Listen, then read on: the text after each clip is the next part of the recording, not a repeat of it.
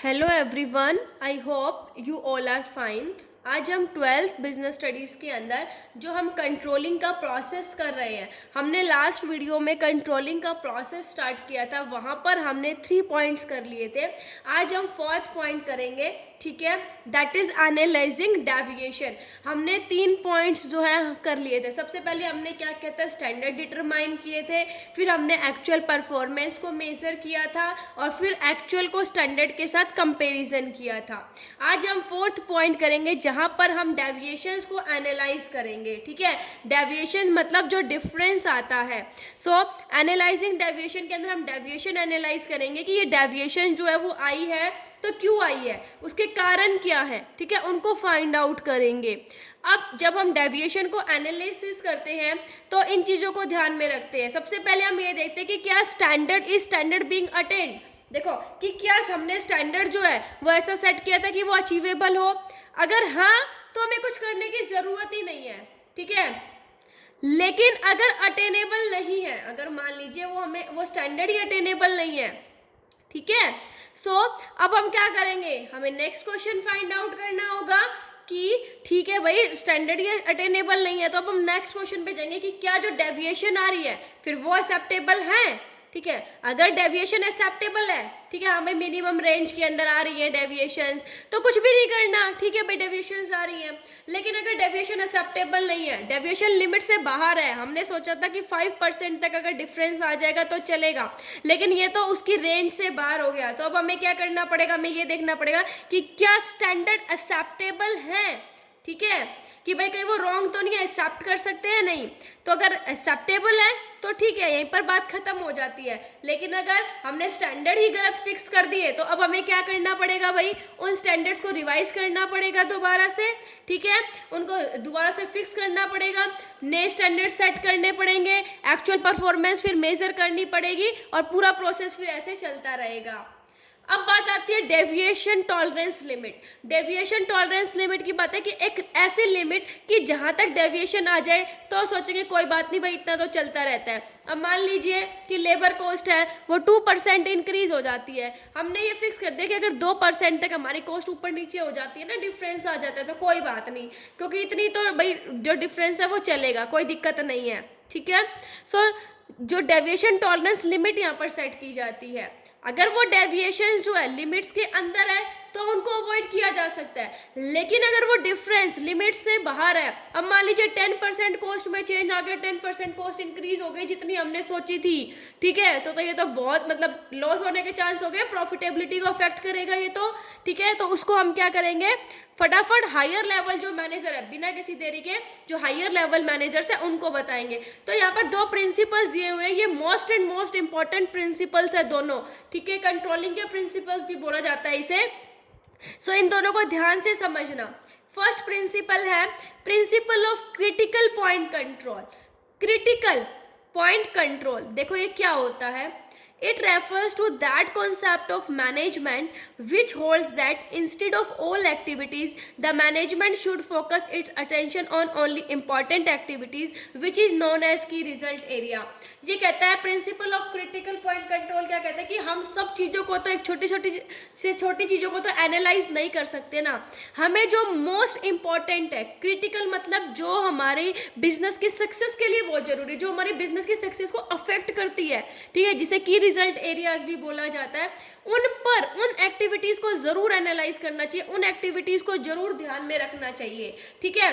तो उन पर अगर हम कंट्रोल करेंगे तो क्या होगा, हमारी जो प्रॉफिटेबिलिटी है वो इंप्रूव होएगी, ठीक है। अब देखो एक एग्जाम्पल के थ्रू समझाती हूँ कि जो हमारी लेबर कॉस्ट है वो 5% इंक्रीज हो जाती है, लेबर कॉस्ट, ठीक है भाई, जितना हमने स्टैंडर्ड फिक्स किया होता है उससे 5% इंक्रीज हो जाती है, और 20% इंक्रीज हो जाते हैं पोस्टल चार्ज, ठीक है, जो पोस्टिंग वगैरह करते हैं ना, जैसे पोस्टल चार्जेस बोलते हैं जिसे, ठीक है, तो वो हो जाते हैं हमारे 20%। पोस्टिंग इन द सेंस जैसे लेटर पोस्ट कर रहे हैं या स्टेशनरी से रिलेटेड जो हम पोस्ट करते हैं उस पर टिकट्स वगैरह लगाते हैं, वो सारे पोस्टल चार्जेस के अंदर आ जाते हैं जब भेजते हैं एक जगह से दूसरी जगह पे।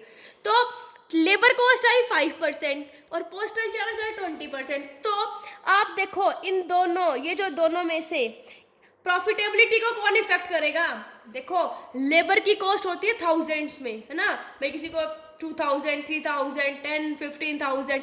पोस्टल चार्ज कितने होंगे? 50, 100। भाई 50 सोचे होंगे तो 70 आ जाएंगे, 100 आ जाएंगे ज़्यादा से ज़्यादा, लेकिन लेबर कॉस्ट 1000 में होती है। तो दोनों में से इफेक्ट कौन करेगा? ज़्यादा लेबर कॉस्ट प्रॉफिटेबिलिटी को ज़्यादा इफेक्ट करेगी।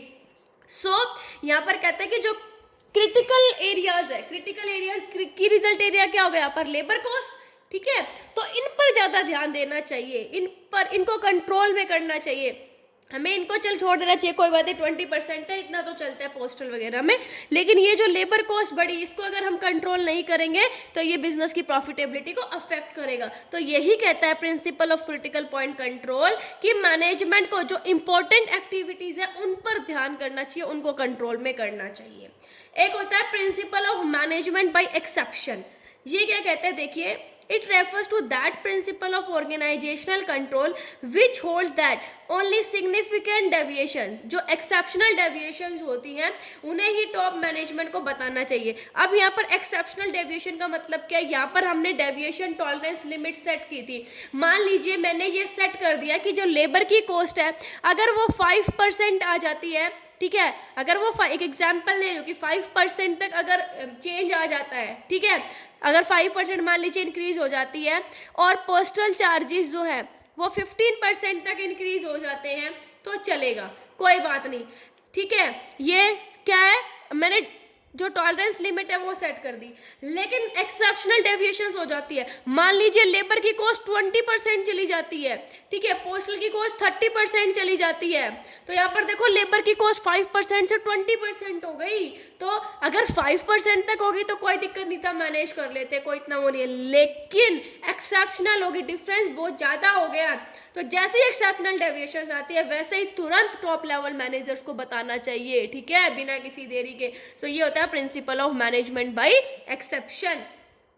मतलब एक्सेप्शनल डेविएशन का मतलब क्या है? तो बहुत अच्छी डेविएशंस है, बहुत अच्छा डिफरेंस आ रहा है, या बहुत बेकार, ठीक है, या तो बिल्कुल ही कम आ गया, ये चीज़ भाई अच्छी है, डिफरेंस अच्छा है, तो अब रिजल्ट फाइंड आउट करेंगे कि ताकि हम फ्यूचर में वैसे काम करें भाई जो रिजल्ट अच्छा है। लेकिन अगर नेगेटिव आ जाती है डेविएशंस, अनफेवरेबल आ जाती है, तो वो तो हमारी जो बिजनेस की प्रॉफिटेबिलिटी को बहुत ज़्यादा इफेक्ट करता है। इसलिए ये होता है principle of management by exception. अब है कि क्रिटिकल पॉइंट कंट्रोल और मैनेजमेंट बाय एक्सेप्शन की क्या एडवांटेजेस होते हैं। तो देखिए क्या कहता है ये कि जब हम इंपॉर्टेंट डेविएशंस को ध्यान में रखते हैं तो टाइम और एफर्ट्स दोनों बच जाते हैं हमारे, ठीक है। जो मैनेजर है वो जो इम्पोर्टेंट एरियाज है उस पर काफ़ी फोकस कर पाते हैं। Delegating authority to handle less important problems to the subordinates helps in raising their moral.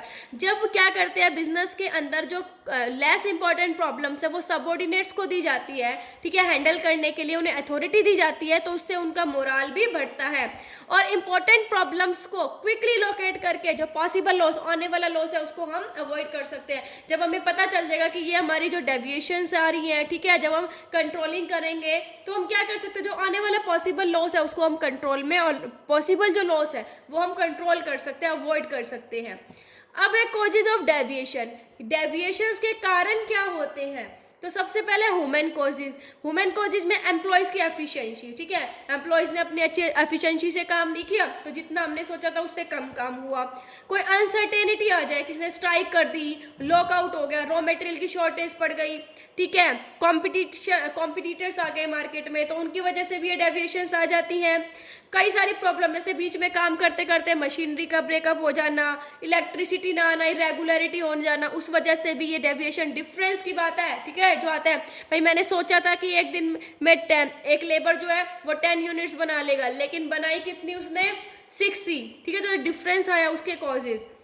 फिर रॉन्ग स्टैंडर्ड्स, हमने जो स्टैंडर्ड्स हैं सेल्स या प्रॉफिट या कॉस्ट से रिलेटेड गलत एस्टिमेट कर लिए, उसकी वजह से भी ये डेविएशंस आती हैं। अब हमारा इस प्रोसेस के अंदर जो लास्ट है वो है taking corrective action. Final step क्या होगा? हमने डेविएशंस को फाइंड आउट कर लिया, अब हम करेक्टिव एक्शन लेंगे।